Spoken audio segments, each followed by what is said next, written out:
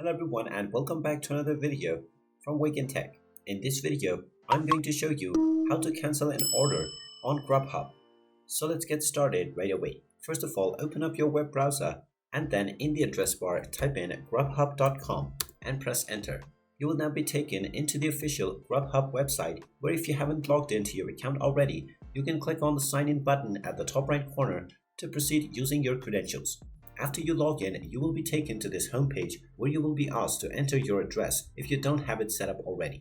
Now, from this page, in order to cancel your order that you have placed, click on your account icon at the top right corner and then click on Past Orders. You will then be taken into all of your orders page. Within this page, you will see all of the orders that have already arrived and also any order that is yet to arrive. So if you wish to cancel an order, you can simply click on the cancel button at the right side of an order that you see on this page and the order will be cancelled. You can do this with any number of orders that you have placed at the current time. And there you have it. That is how easy it is to cancel your order on Grubhub. If you find this video helpful, make sure you hit that like button and subscribe to our channel if you haven't done so already. Also ring that notification bell to never miss another update from us. Thank you for watching and I will see you again in the next video.